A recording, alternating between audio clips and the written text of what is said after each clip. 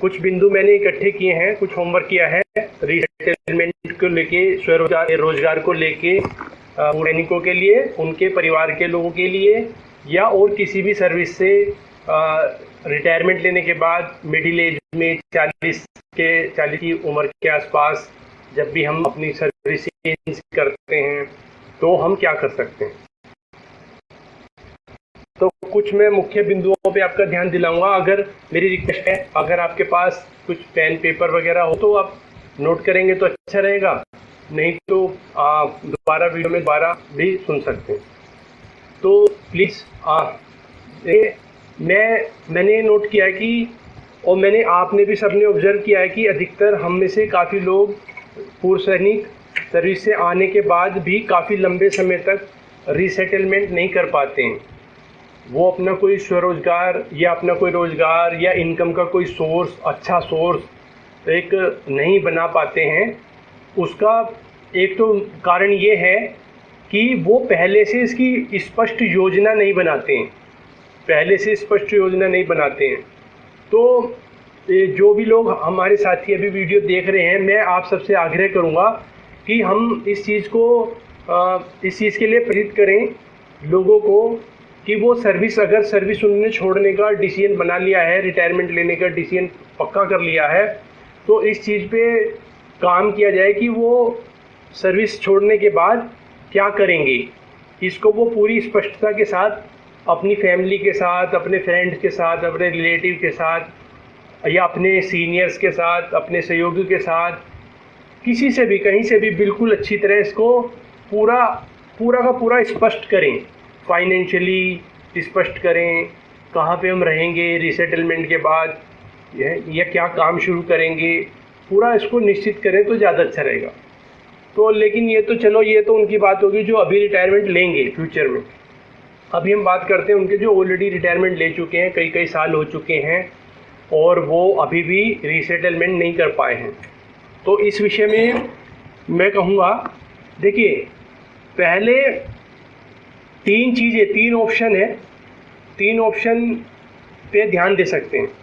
पहला कि मेरा पुराना अनुभव क्या है, यानी जो पूर्व सैनिक है या जो व्यक्ति अपनी नौकरी बदल रहा है, चेंज कर रहा है, तो उसका पुराना अनुभव क्या है, यानी उसके पास क्या स्किल है, उसके पास किस काम का अनुभव है, उस काम को वो कैसे अपना सिविल में आके अपना करियर बना सकता है, उससे कैसे अपना रोज़गार बना सकता है।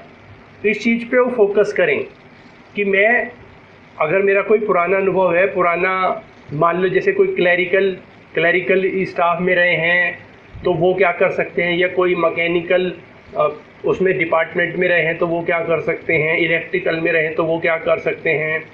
यानी कि इस तरह से हमें स्पष्ट करना है। अधिकतर ये देखा है, क्योंकि मैं कैरियर काउंसलिंग भी करता हूँ, कैरियर काउंसलिंग करता रहता हूँ, तो मैंने अक्सर ये देखा है कि लोगों को वो यही डिसाइड नहीं कर पाते कि वो काम क्या करें या क्या काम वो कर सकते हैं। तो इसलिए ये सबसे ज़रूरी है कि वो अपना सोचें कि मैंने जो आज तक किया है, मान लो 20 साल का अनुभव है, सेना में 20 साल काम किया है या जिस भी डिपार्टमेंट में काम किया है, तो वो उसको अपने माइंड में स्पष्ट करें कि मैं अपने उसी काम को सिविल में कैसे कर सकता हूँ, सिविल में उससे मैं कैसे अपना रोज़गार बना सकता हूँ, व्यापार बना सकता हूँ, उसको सोचें। और अगर मान लो कुछ उनका ऐसा ट्रेड रहा है या ऐसा उनका कुछ अनुभव रहा है, इस तरह का जिम्मेदारियाँ उनके पास रही हैं कि उनका अब कोई यूज ज़्यादा सिविल में नहीं हो सकता, तो इस केस में क्या कर सकते हैं वो कुछ अब वो क्या सीख सकते हैं, और उनका क्या हॉबी है, क्या उनका शौक़ है, क्या वो करना चाहते थे, कि है ना, या उनके हो सकता है उनके परिवार में और उनके भाई, उनके पिताजी का कोई व्यवसाय हो, उनके भाई का कोई व्यवसाय हो, तो उसमें उन्होंने बचपन से उस तरह का उन्हें कुछ अनुभव रहा हो, तो वो उस चीज़ को आगे कर सकते हैं। अभी जो बहुत सारी रिसर्च देखने में आ रही है, जितनी भी कैरियर की बातें हो रही हैं, वहाँ पे सब यही बताया जा रहा है कि अधिकतर हम लोग अपने माइंड को लिमिटेशंस में बांध देते हैं। लिमिटेशंस में कैसे बांध देते हैं कि जैसे कि कई बार हम सोचते हैं कि हमारी ये जाति है, हमारी जाति वाले ये काम नहीं कर सकते, हमारा इस तरीके से हमारे क्षेत्र के लोग इस तरह से काम नहीं कर सकते। तो हम ऐसे अपने दिमाग में बहुत सारी लिमिटेशंस लगा लेते हैं, या मैं तो इस रैंक पे रहा हूँ, मैं तो इस पोस्ट पे रहा हूँ, मैं तो टेबल वाला काम किया है, मैंने तो पेपर वाला काम किया है। ऐसे हम अपने दिमाग में बहुत सारी लिमिटेशन लगाते हैं।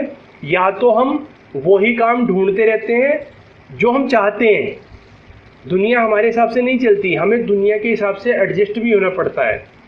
तो या तो हम वो चाहते हैं जो हमने किया है, हमारी पसंद का काम नहीं मिल रहा तो हम कुछ करते नहीं है, फिर बैठे रहते हैं। या फिर हम अगर मिल रहा है कोई काम तो हम उसमें लिमिटेशन लगा देते हैं कि मेरी तो कास्ट ये है, मेरी तो पोस्ट ये है, मैंने तो ये कर रखा है। तो वो बहुत सारी हम गड़बड़ कर देते हैं, क्योंकि हमारा मुख्य उद्देश्य होना चाहिए अपने परिवार को आर्थिक रूप से मजबूत बनाना, आर्थिक रूप से उन्हें सपोर्ट करना, अपने जीवन के आगे के बारे में सोचना, आने वाले समय के बारे में सोचना, अपनी जो जिम्मेदारियां उसको कैसे निभाएंगे उसको सोचना। तो हमारा फोकस इस बात पे होना चाहिए कि मैं कोई क्या अच्छा कार्य कर सकता हूँ, क्या सम्मानजनक कार्य कर सकता हूँ जो मेरी परिस्थितियों के अनुरूप हो, मेरे परिवार के लिए अनुरूप हो, और हमारी एक सोर्स ऑफ इनकम बने, हमारी आय का साधन बने। तो पहला मैंने बताया कि जो हम खुद कर सकते हैं, अपने हॉबी के रूप में कर सकते हैं, अपने शौक के रूप में कर सकते हैं, अपने जो परिवार के पुराने कोई परंपराएं रही हैं उनके अनुसार का हो सकता है, उसमें कोई दो राय नहीं। और या फिर अगर ऐसा कुछ नहीं है तो हम नया कुछ सीख सकते हैं, कुछ भी सीख सकते हैं। आज के समय में दोनों ही बातें हैं। जितना हमें देखने को लगता है कि रोज़गार की कमी है, उतने ज़्यादा अवसर भी हैं आज के समय में, उतने ज़्यादा अवसर भी हैं। और जैसा कि अभी हम स्पेशली बात कर रहे हैं पूर्व सैनिकों के बारे में या मिडिल क्लास के बारे में, जिनकी मिडिल एज ग्रुप के बारे में, जिनकी एज 40 के आसपास है। तो 40 के आसपास हमें एक अच्छा अनुभव हो जाता है। एक हम लोगों को लीड कर सकते हैं, अपने से जूनियर्स को लीड कर सकते हैं, अपने से कम उम्र के बच्चों को हम मार्गदर्शन दे सकते हैं, उन्हें मैनेज कर सकते हैं, उन्हें लीड कर सकते हैं। तो यानी मेरा कहने का मतलब क्या है कि पहला ऑप्शन, हम इंडिपेंडेंटली कुछ करें, इंडिपेंडेंटली बिल्कुल अकेले हम कुछ करें। दूसरा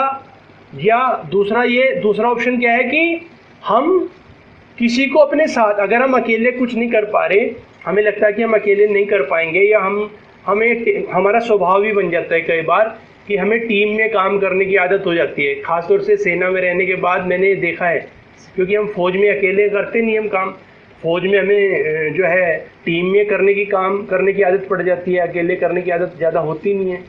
तो हम क्या कर सकते हैं ऐसे में, हम पहले कोई एक माइंड सेट करके कि हम समाज के लिए क्या सेवा प्रस्तुत कर सकते हैं, सेवा मतलब क्या हम सामान की उन्हें सप्लाई दे सकते हैं। कोई खाने पीने के सामान की सप्लाई हो सकती है, घर की ज़रूरतों के सामान की सप्लाई हो सकती है, दुनिया भर की चीज़ों की घरों में ज़रूरत पड़ती है।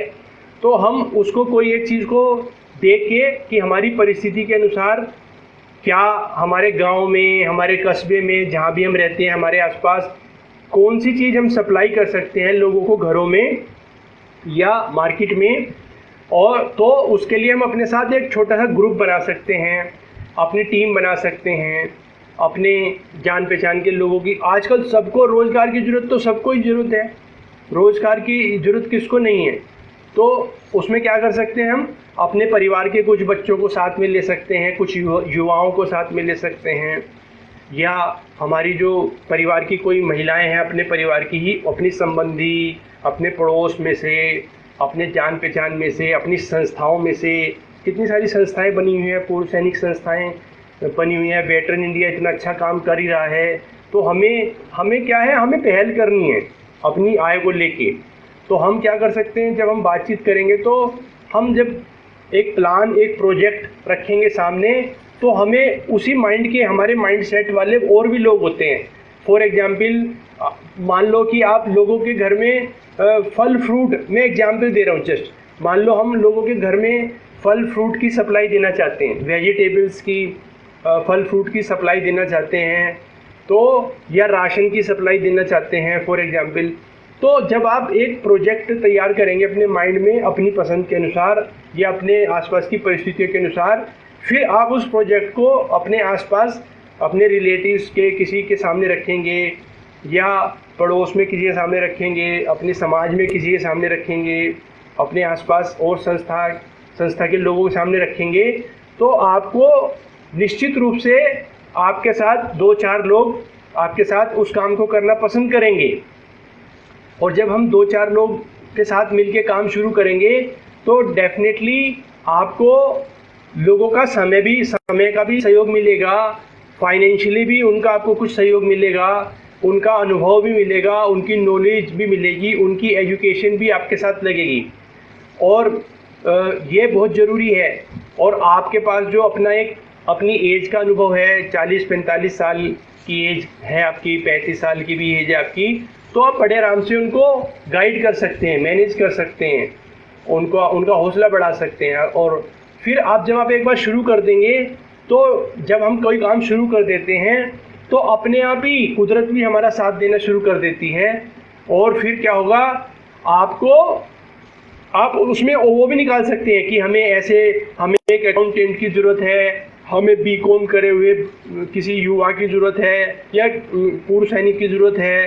तो जब आप अपनी रिक्वायरमेंट भी साथ साथ प्रोजेक्ट करते जाएंगे, हमें कोई MBA करे हुए लड़के की ज़रूरत है, तो फिर आपको लोग अप्रोच करेंगे, लोग आपको जो है आपके साथ जुड़ना शुरू कर देंगे। और ये हो गए 2 ऑप्शन हो गए। तीसरा ऑप्शन ये है कि अगर आप अपनी टीम भी नहीं बना रहे हैं, या आपको लग रहा है कि मेरी टीम नहीं बन पा रही है, मेरे साथ लोग नहीं जुड़ पा रहे, तो आप किसी के साथ जुड़ने की कोशिश करो, किसी की टीम में जुड़ने की कोशिश करो। बहुत सारे लोग, आप सिर्फ उनके लिए प्रचार भी कर सकते हैं। जैसे कि मान लीजिए कोई कोचिंग सेंटर कहीं चला रहे हैं, कोई विद्यालय चला रहे हैं, स्कूल चला रहे हैं, कोई ट्रेनिंग सेंटर चला रहे हैं, है ना, कोई सप्लाई चेन चला रहे हैं, कोई मतलब, तो आप उनके साथ जुड़ने की कोशिश करो, आप उनकी मदद करने की कोशिश करो।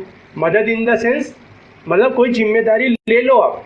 जब आप जिम्मेदारी लेंगे, और सेना में रहे हैं तो सेना, एक जो पूर्व सैनिक है उसकी मेहनत के बारे में, या उसके समर्पण के बारे में, उसकी ईमानदारी के बारे में, उसके बारे में किसी को भी कोई क्वेश्चन मार्क कहीं हो ही नहीं सकता। तो यानी कि जब आप अपनी मेहनत से उस काम को में लगेंगे, उस काम को, किसी जिम्मेदारी को ले लेंगे, तो फिर आपको अपने आप ही आपका मन भी लगना शुरू होगा, आपका दिमाग भी उसमें लगना शुरू होगा, और आपको प्रमोशन भी मिलना शुरू होगा, अपने आप ही मिलना शुरू होगा। आपका अनुभव काम आएगा उनके। देखिए, कुल मिला के क्या है, इनकम का सिंपल अर्थ है कि हमारा श्रम। धन क्या है, मैंने एक बहुत अच्छी पुस्तक में पढ़ा था, मैं आपके साथ शेयर करूंगा। धन क्या है? धन हमारा संचित श्रम है। संचित श्रम यानी कि जो हम मेहनत करते हैं, जो हम मेहनत कर रहे हैं, वो जुड़ता जाएगा, वो धन के रूप में बदल जाएगा, धन के रूप में कन्वर्ट हो जाएगा, होगा ही होगा। तो इसलिए हमें क्या करना है कि हमें और 2-3 मैंने ऑप्शन अब तक बात की है कि पहला तो हम खुद कुछ कर लें, जो हमने पूर्व अनुभव है उसके आधार पे कर लें, कुछ नया सीख के कर लें। दूसरा मैंने बताया, हम कुछ लोगों की अपनी टीम बना के, कुछ लोगों को चुन के एक अपना प्रोजेक्ट बना के उस पर काम कर लें। हमें पैसा किस चीज़ के लिए मिलेगा कि कोई लोगों को सेवा दें, कोई सप्लाई दें, कोई सामान पहुंचा दें उनके पास, हैं, कोई उनकी केयर का काम कर दें। बहुत सारे फील्ड है काम करने के लिए। हेल्थ का फील्ड है, बहुत सारा काम है हेल्थ में, लोगों को हेल्थ की सुविधाएं पहुंचा दें लोगों को। और ऑनलाइन बहुत काम है आजकल, ऑफलाइन भी बहुत काम है। फिर तीसरा मैंने बताया आपको कि तीसरा आप क्या कर सकते हैं, तीसरा आप किसी के साथ जुड़ सकते हैं। तीसरा और मान लेते हैं कि आपको फिर भी कोई चीज़ क्लियर नहीं हो रही, कि फिर भी आपको समझ नहीं आ रहा कि मैं क्या करूं, फिर भी या आपके टैलेंट के अनुसार, आपकी क्वालिफिकेशन के अनुसार आपको काम समझ नहीं आ रहा, या परिस्थितियों के अनुसार नहीं मिल रहा, तो फिर देखिए क्या करना है। फिर इतना अच्छा प्लेटफॉर्म है हमारे पास, वेटरन इंडिया का प्लेटफॉर्म है हमारे पास, तो उसके लिए हम क्या कर सकते हैं, अप्रोच करें। सिंपल है, हमारे से जो भी अनुभवी लोग हैं जीवन में, जो भी हमसे आगे हैं, जो हमसे एडवांस हैं हमारे फील्ड में, हमसे ज़्यादा अनुभवी हैं, हमें उनको अप्रोच करना चाहिए, हमें उनसे बात करनी चाहिए। हम और एक चीज़ मैंने अभी और लेटेस्ट बहुत अच्छी मैंने पढ़ी थी कि हमें डिक्लेयर करना है। बहुत सारी गड़बड़ ये भी हो रही है, हम लोग डिक्लेयर नहीं कर रहे हैं। हमें डिक्लेयर करना है कि आई नीड जॉब, मुझे काम की ज़रूरत है, मुझे इनकम की ज़रूरत है, मुझे अपना घर चलाने के लिए आर्थिक मेरी परिस्थिति मुझे ज़रूरत है। जब आप ये डिक्लेयर करेंगे, जब आप बताएंगे, आजकल इतना अच्छा प्लेटफॉर्म है, सोशल मीडिया प्लेटफॉर्म है, वेटरन इंडिया इतने अच्छे ग्रुप में जुड़े हैं, अपने आसपास अपने समाज में लोगों को बताइए कि मेरे पास समय है, मेरे पास अनुभव है, मेरे पास ये अनुभव है, मेरे पास ये डिग्री है, मेरे पास ये मेरी ये करने की इच्छा है, मेरी ये भावना है, मेरा ये मिशन है, मैं ये करना चाहता हूँ। जब आप अपने आसपास सबको बताएंगे तो डेफिनेटली आपको वहाँ से रिस्पॉन्स मिलेगा, आपको कहीं से भी रिस्पॉन्स मिल जाएगा कि आप हमारे साथ ये कर सकते हो, या चलो मिल के ये करते हैं, या आपका इतना अच्छा अनुभव है, तो लोग उसका फ़ायदा लेंगे, डेफिनेटली लेंगे।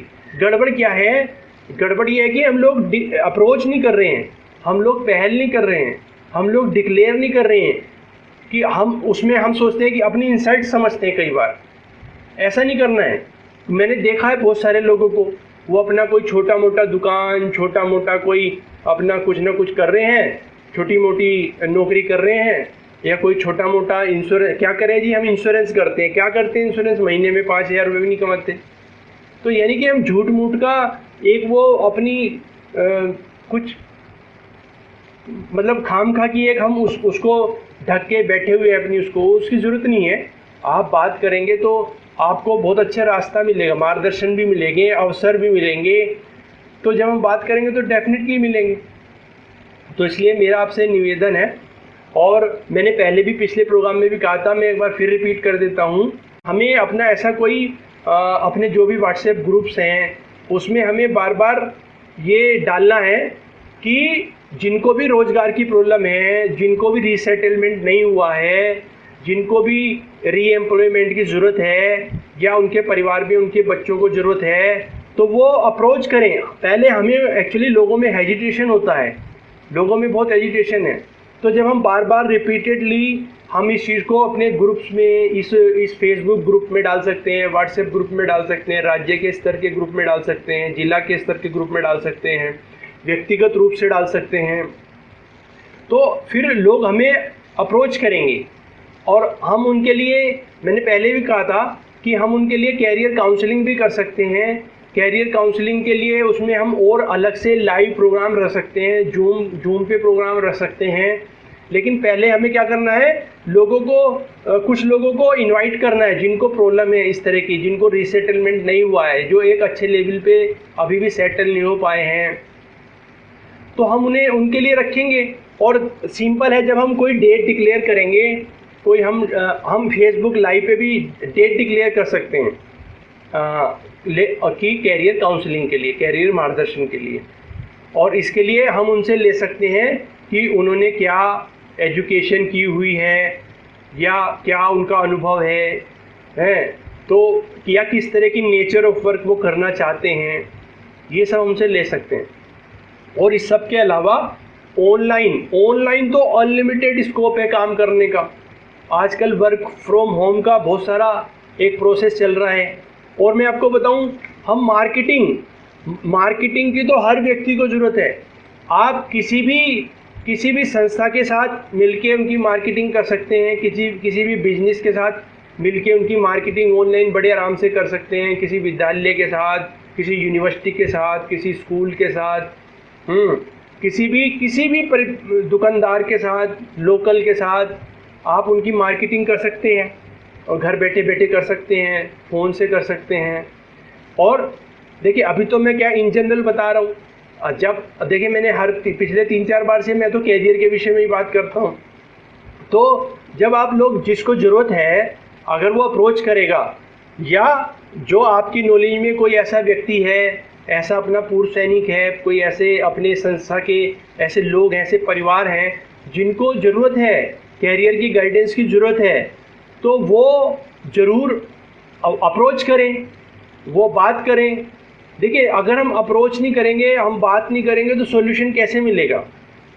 हमें क्या पता, किसी को कैसे पता लगेगा आप कमा रहे हैं, नहीं कमा रहे हैं, आप सेटल हो गए हैं, नहीं हुए हैं, कैसे पता लगेगा जब तक आप बताएंगे ही? तो यहाँ हमें दोनों तरह से हम काम कर सकते हैं। या तो व्यक्ति खुद हमें अप्रोच करे, संस्था को अप्रोच करे, इंडिविजुअल को अप्रोच करे, अधिकारियों को अप्रोच करे कि मुझे रीसेटलमेंट नहीं हो पाया है, मेरा अच्छे से नहीं हो पाया है। और या हम अपने समाज में हम थोड़ा अपनी उन लोगों को मोटिवेट करें कि आप जो है हमें